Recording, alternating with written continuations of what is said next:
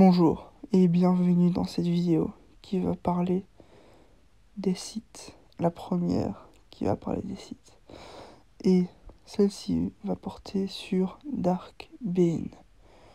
Vous connaissez peut-être ou peut-être pas, mais c'est le site qui est le plus connu dans l'univers de Star Wars. Pas par nous, mais par ceux qui vivent dans l'univers Star Wars. Et je vais vous expliquer pourquoi maintenant.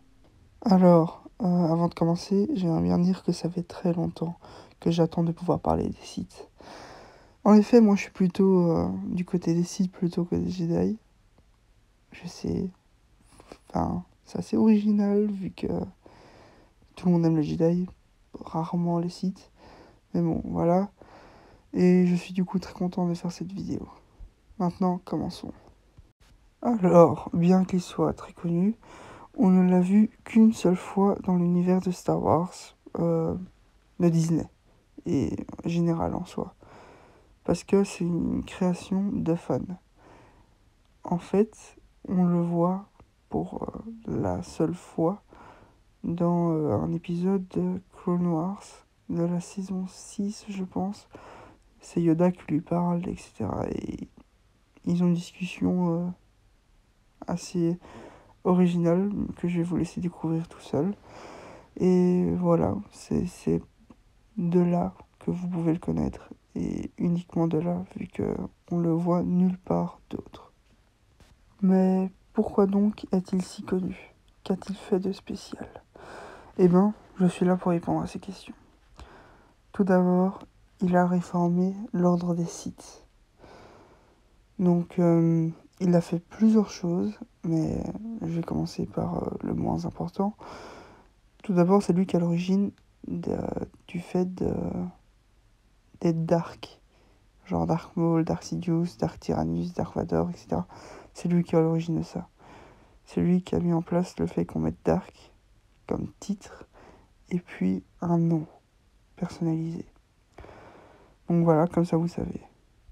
C'est également lui qui, pour contrer les préceptes Jedi, etc., a créé ce précepte Sith. Il n'y a pas de paix, il y a la colère. Il n'y a pas de peur, il y a de la puissance. Il n'y a pas de mort, il y a l'immortalité. Il n'y a pas de faiblesse, il y a le côté obscur. En vrai, comme j'ai un petit rhume, ça fait un côté un peu stylé, hein, avec cette voix-ci, pour le côté obscur.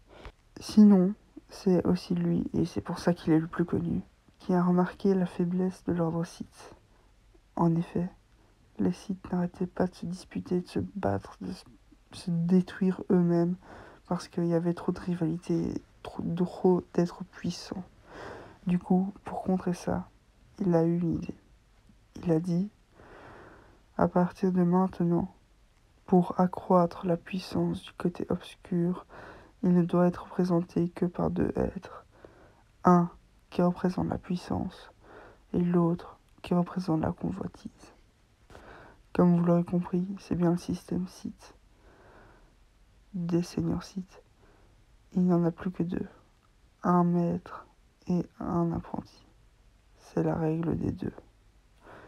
C'est très beau hein, tout ça. Sinon, Ben est aussi connu pour les Orbalisques, qui sont des parasites dans Star Wars.